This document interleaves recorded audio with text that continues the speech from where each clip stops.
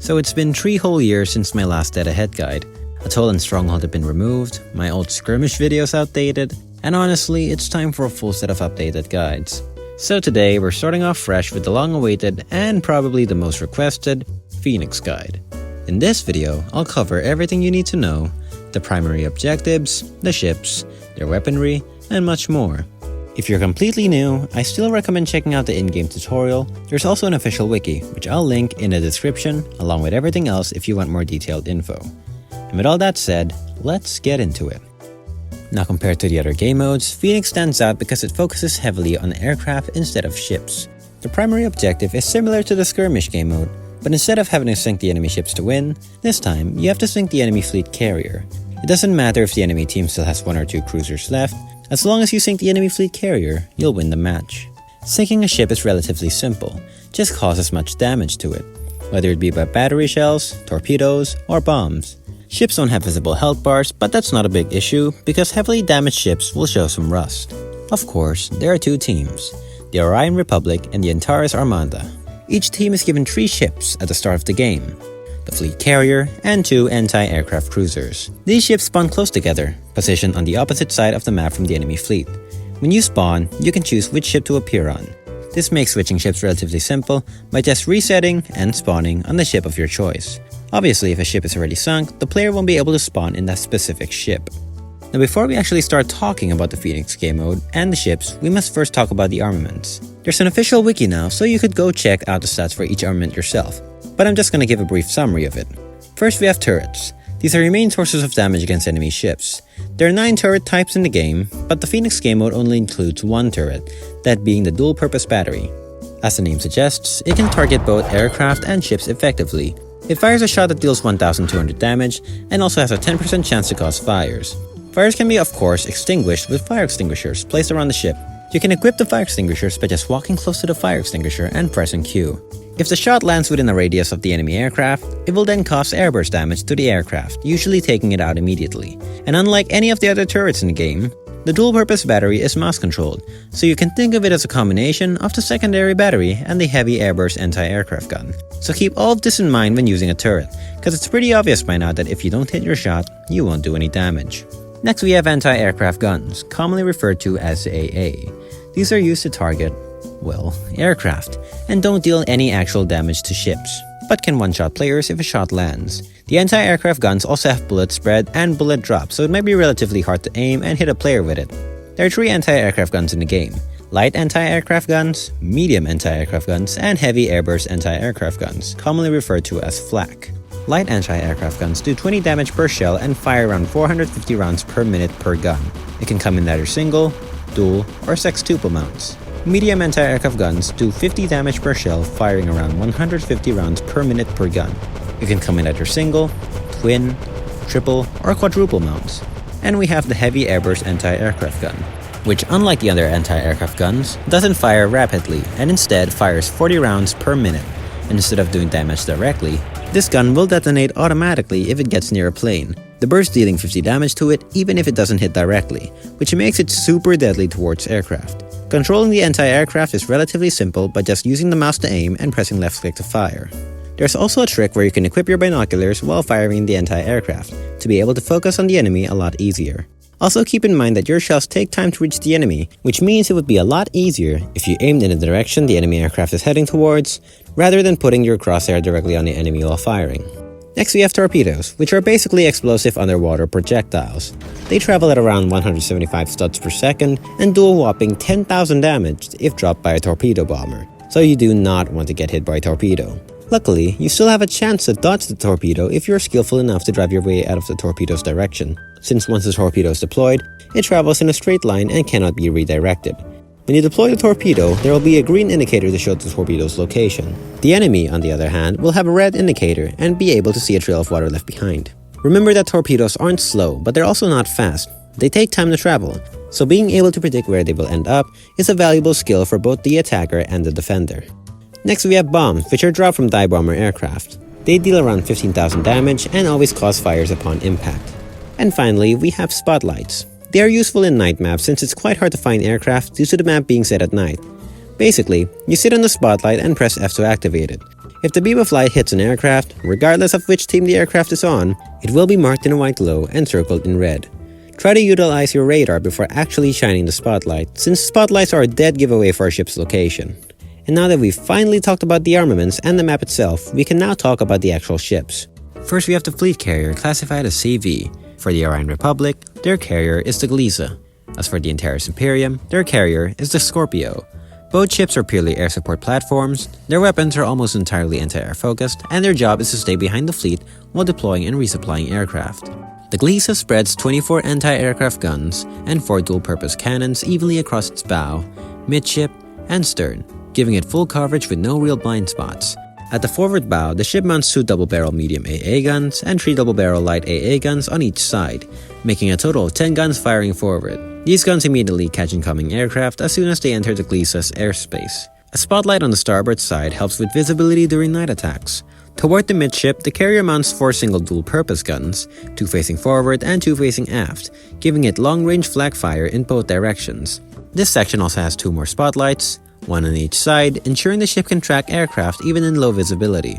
At the aft stern, the layout mirrors the bow almost exactly, with 2 double-barrel medium AA guns and 3 more double-barrel light AA guns on each side, adding another 10 aft-facing guns. Combined with the midship dual-purpose batteries, the stern stays just as heavily defended as the bow. Because both ends of the ship mount the same number of medium and light guns, the Gliese can fight aircraft from the front or rear with equal strength. In total, the Gliese carries 4 single-barrel dual-purpose guns, 8 double-barrel medium AAs, 12 double-barrel light AAs, and 4 spotlights. Being a fleet carrier, her offensive strength is primarily on her aircraft: 20 attack aircraft, 25 dive bombers, 35 torpedo bombers, and 20 fighters. She has 200,000 hit points and should always stay behind the main fleet.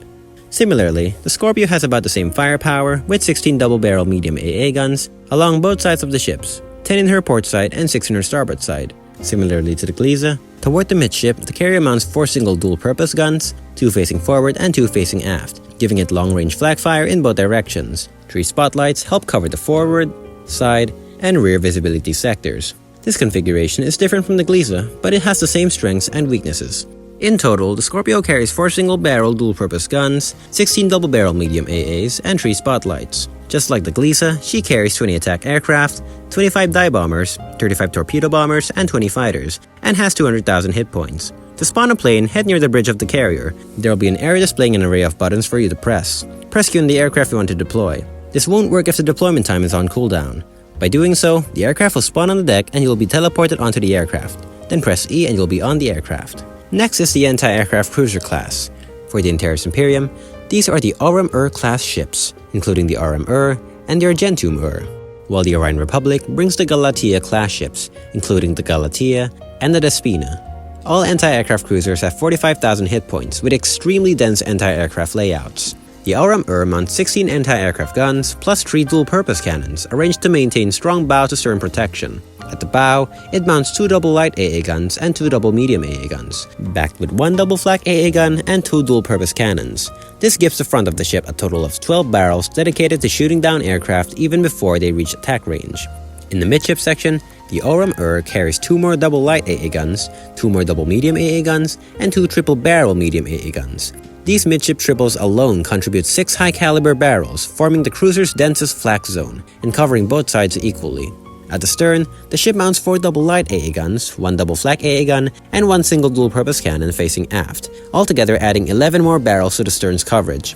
Because the bow and stern mount roughly the same number of weapons, the Aurum Aer has no exploitable direction for aircraft to approach safely. In total, the Aurum Aer carries 3 single-barrel dual-purpose cannons, 2 double flak AAs, 2 triple medium AAs, 4 double medium AAs, 8 double light AAs, and 2 spotlights. The Galatea has about the same firepower. At the bow, it mounts 2 double medium AA guns, 2 double light AA guns, 1 double flak AA gun, and 2 dual-purpose guns, giving the front a total of 12 barrels supporting AA defense. In the midship section, the Galatea mounts its signature weapons, 2 quadruple barrel medium AA guns, adding a massive 8 barrels of concentrated mid-range fire. These were supported by 4 double barrel light AA guns on the port and starboard sides, bringing the midship AA battery up to an impressive 16 barrels of firepower.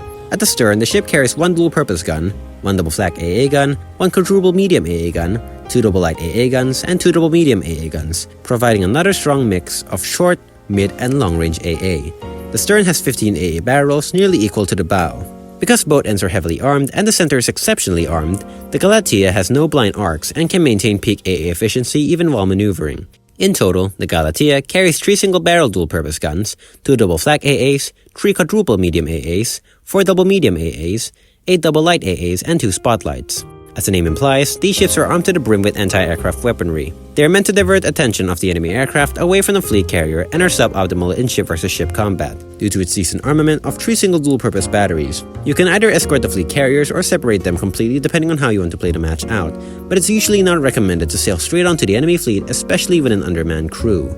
Now we can finally get to the aircraft controls. When you get on an aircraft in-game, there will be a list of controls listed on the left side of your screen. Basically, press P to start the engine. Note that when you are flying, do not press P again or it will disable your engines, causing you to fall into the depths below. You can press Q and E to roll left and right, S and W to pitch up and down, A and D to yaw left and right, Shift to increase speed, Control to decrease speed, R to resupply when you're near the team's aircraft carrier. Keep in mind that you do not have to land on the aircraft carrier to resupply. All you have to do is fly in close to your team's aircraft carrier. B to drop ordnance, which works for the dive bomber and torpedo bomber. X to enter crosshair mode, which works for the attack aircraft and fighter. And G to turn the gears on and off. Note that you'll want to turn the gears off when flying and turn the gears on when you're about to land on the carrier. You can land by turning the gears on and pressing P to turn off the engine just as you were flying on the surface. Now that we've finally talked about the controls, we can start talking about each of the aircraft.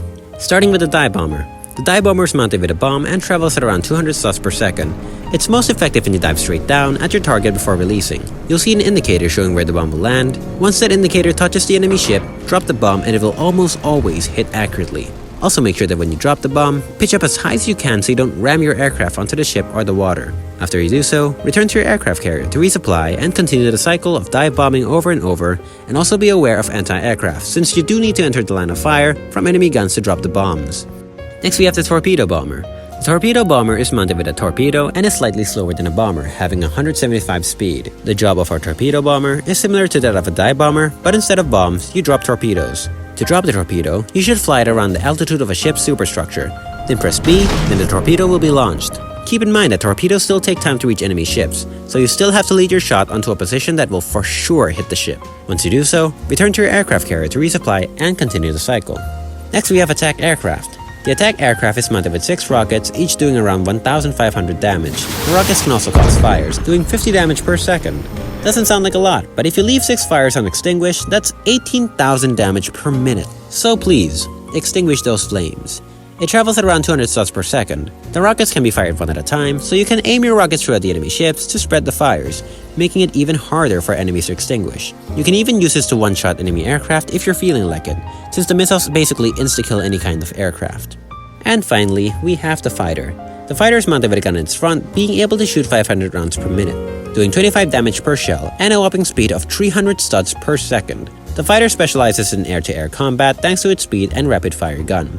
Of course, its gun only holds 400 rounds, so you'll still have to resupply on your aircraft carrier. When flying the fighter, you'll want to be actively targeting enemy aircraft while staying out of the line of fire from enemy ships, since you basically can't do anything against them. In the Phoenix game mode, fighters play a crucial role in securing air superiority for your team. With a large number of aircraft, they effectively serve as the team's primary anti-aircraft defense. However, they're also among the most challenging aircraft to master, requiring much situational awareness and skillful dogfighting against enemy fighters. Usually when you're piloting another aircraft, you want to avoid fighters as much as possible. Congratulations! You practically now know everything about Dead Ahead's Phoenix game mode, from the objectives to the ships to the weaponry. Stay tuned for the Flotilla and Blockade guide. For now, I hope this guide was somewhat helpful for you and fun to watch. If you'd like to see more content made by me, feel free to click subscribe and press the like button. See ya.